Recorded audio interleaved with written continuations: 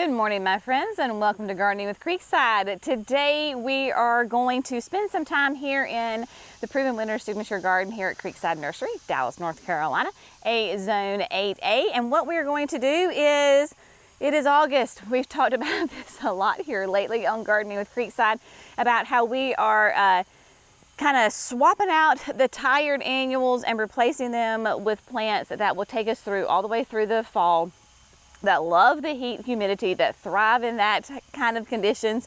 So yes, we're going to be putting in more caladiums today. 'Tis the season here at Creekside. If it's August and there's caladiums still at this nursery, then they're fair game. I have been telling y'all for months to come get these caladiums.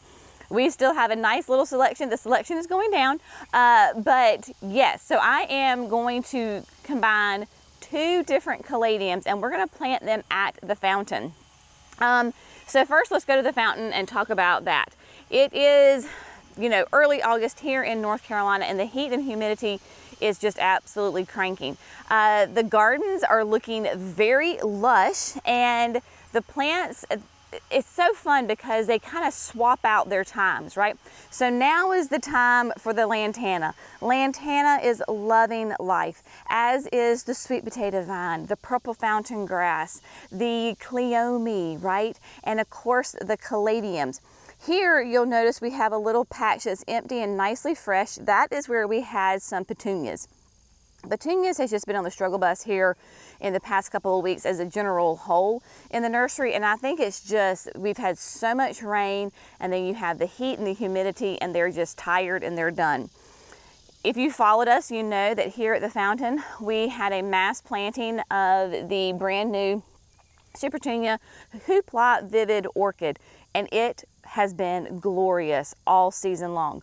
Now, while it was looking tired, it was not anything like what the saffron finch was at the house. Remember, just this week we showed you about taking out that saffron finch because on vacation and we're traveling rather, it had perished. This did not do that. It just was looking sad and it was tired. And this is a signature garden, so we want things to look fresh and lovely as much as we can. So we made the call to go ahead and pull it out, and so what we're going to do is plant those caladiums in here. I have the fountain turned off right now just because I don't want to get wetter than what I have to, and then once we get everything planted, we will turn the fountain back on. But yeah, so what we're going to do is, this is just very, very simple, y'all. It is a nice, lovely circular bed. And so what I'm going to do is, I have, of course, my favorite weapons when I'm planting. I have my Biotone starter fertilizer that is going to promote those nice, strong, healthy roots. And then I have the Proven Winners, that continuous plant food, right? So that is that slow release fertilizer that we put in the ground so that the plants get fed, even though we're not going to be using water soluble fertilizer. So what I'm going to do is just go ahead and sprinkle the Biotone and the slow release fertilizer in the flower bed. What caladiums are we using? Well, let me show you. We have these two different varieties. And again, I was really kind of shopping the nursery based on the numbers. So I've got White Star here, and then I have Heart's Delight right here. Now, so I have less of the White Star, and we are going to use that closest to the fountain. So the Heart to Heart series of caladiums from Proven Winners they're phenomenal. They're just great plants. And both of these are going to be sun or shade. Obviously this is going to be a sun garden, so they're going to be sunny here, and they can handle it. White Star is 15 to 20 inches tall, so it is going to be the tallest, even though right now it looks to be a bit shorter, and it is, but it'll be fine. So the White Star obviously has a lot of white in it, has nice green edging, kind of that pinky red little throat right here with some of that pink veining in it. Heart's Delight. Heart's Delight is going to be more on that reddish hot pink side, depends on how you look at it and how the sun is hitting it. But Heart's Delight, we got a dirty tag here, my friends. It is 14 to 16 inches tall. And it is, like I said, has a lot of green in it, but it has a lot of that red. And I do love some red. So we're gonna put red into the garden, and this will transition just lovely into fall for us. And so these will go all the way. We're going to leave them in until, you know, the freeze gets them, frost freeze gets them in October, November. We'll just see how the weather does. Caladiums thrive in the heat and humidity. If you are in a humid environment, you're not growing caladiums, you are missing out on one of the best plants, the easiest plants to grow. They are going to grow until it reaches your airtime temperature goes at 50 or below. So at 50 or below, they stop growing. Not to say that they will die at 50 degrees. They'll die when a freeze comes or a frost comes, but at 50 degrees and above, they continue to grow. Here in the South, especially in August, even into September for us, it is hot. Like today's going to be one of our hottest days. So that's why we're out here nice and early to get this done. But our nighttime temperatures don't go below, I mean, they're in the 70s. And so these things just grow and thrive, and they are going to fill out and be thick and gorgeous, beautiful color. You don't have to have flowers to have gorgeous color and interest. Caladiums are the perfect example of this. So I am kind of racing against, because I don't want to be working in the sun because it is going to be miserably hot today. We're going to get this done, spend some time here. I'll kind of give you a quick little overview of how the garden's doing. And then I think we're going to head up back to the house in the chicken coop, because all the fellas are up there installing a French drain. With all the rain we've had, the poor chickens are absolutely swimming in their chicken run. And it's honestly just quite gross, and they need a lot of help. So we're putting in a French drain to catch the water as it moves downhill. So we're going to show you that as well and check on them once we get this project done. So without further ado, all I'm going to do is put out the biotone, the slow release, and I think what I'm going to do is go ahead and place these guys, and then I'll meet you back here in just a second.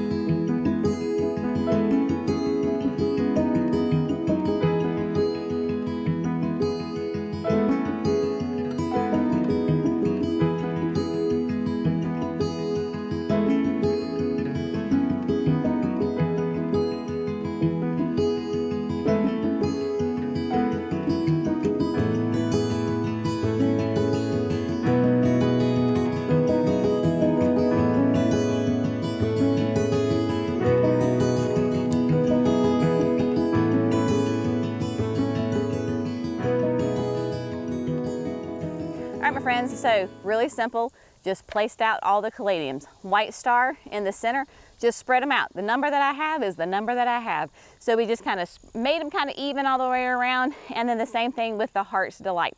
Just make them even. They're not perfectly spaced as far as like window pane. You just kind of make them fit. They're gonna get nice and thick and full and fill out and be just fine. I am not going for full coverage. I am just going for some lovely interest in there. Biotone is in. Proven Winners slow release fertilizer is in, and then I'm going to use, you know it, my Power Planter auger to go ahead and make quick work of these holes. I am of course using my Jenny's edition of the 5-inch auger from Power Planter. It does have the heavy duty tip. Not that this is so much of an issue, because this is kind of like that raised bed area, but it is a 5-inch auger, and these containers are 6 inches. So it's not going to be hard at all. I just will take the auger and just, you know, work it just a little bit on the side, and it will make quick work of this. So I will drill all the holes, and then I'll come back and plant them. I am going to come back just to make everything look nice and neat and tidy. Once they're in the ground, I'm going to get a couple of the bags of the pine bark fines. Remember, we've used this multiple times. This is the Daddy Pete product. Daddy Pete is a regional manufacturer of potting soils and amendments and that kind of stuff. And so they have a great aged pine bark called pine bark fines. And so it really is the bark off of a pine tree that has been aged. It makes a lovely way, one, to amend compacted soil, but also does great to use as a mulch. And because it's so fine, it's not the big chunks of pine bark, is that we have found that you have very few weed germination in it. So everywhere that we have used it in flower beds, the weed growth has been greatly suppressed because it's so fine that the seeds from the wind or what have you can't get down in there and sprout. So as a side note, using those pine bark fines makes a great mulch and helps reduce the weeds. Makes it look pretty too. So that's what we're gonna do, just knock it out. And I think once all of that's done, I've got some, I was talking to Cece, we've got the Super Tunia Bermuda Beach in here, and it's starting to look a little sad. So we're just gonna pull that out too. We're just making things neat and tidy. Let the plants that love the heat and humidity, let them shine. The petunias, it's just so hot and so wet and so humid, and they're just tired. So we're just gonna kind of pull them and let everybody else shine. So that's what we're gonna do.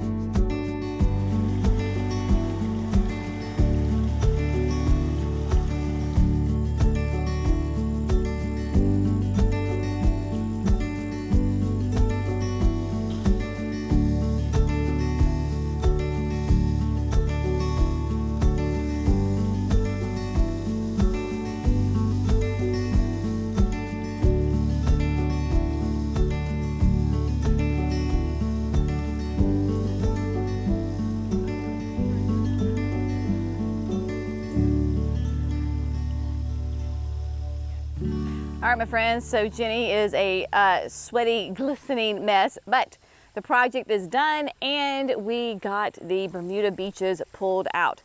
Makes a huge difference. Neat and tidy as far as the game, name of the game here. So Bermuda Beach was here on each side of those 4 beds and we got those pulled out. The butterflies are really starting to show up. They are, the sun's coming out, it's getting hot, and they are getting happy for sure. But just kind of cleaning up this area right here.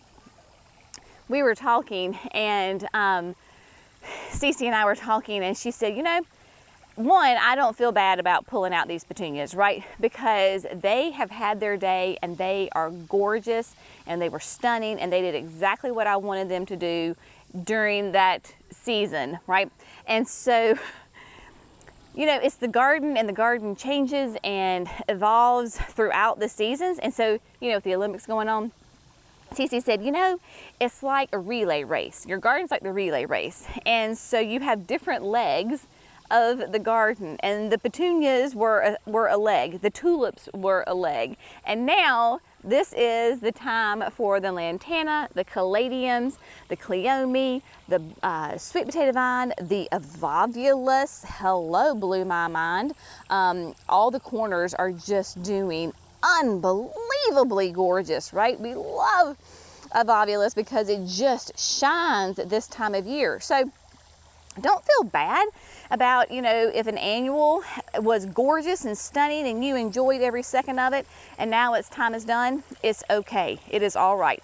Because when the petunias were gorgeous, these caladiums were not so stunning, and it's all right. You can have different, you know, stars of the show at different times. So here we go.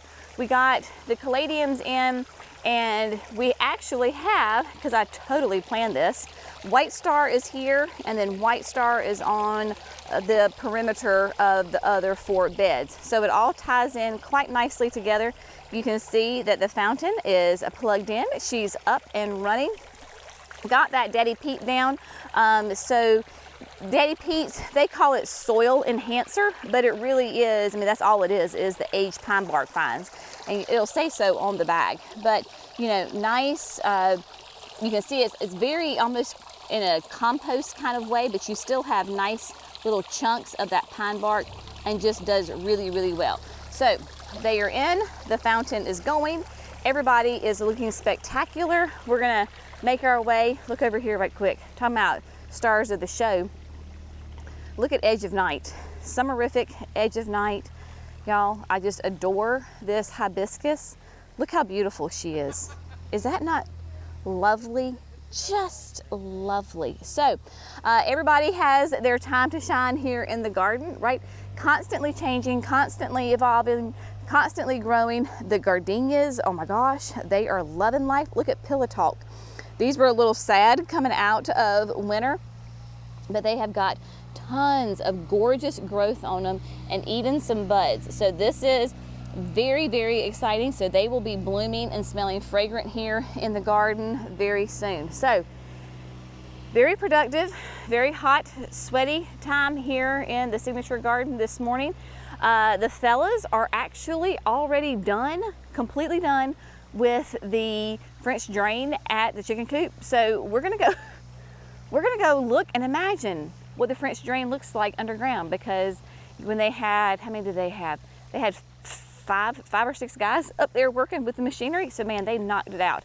So let's go check the chicken coop out and see how the French drain looks now. All right, my friends, so welcome to the construction site here at the chicken coop. A couple of things you're gonna notice right away, probably if you're a follower of Creekside. First thing I noticed, I now have gravel right up next to the chicken coop. I do not question my husband when he is dealing with water. He knows what he's doing. And so I'm like, sir, yes, sir.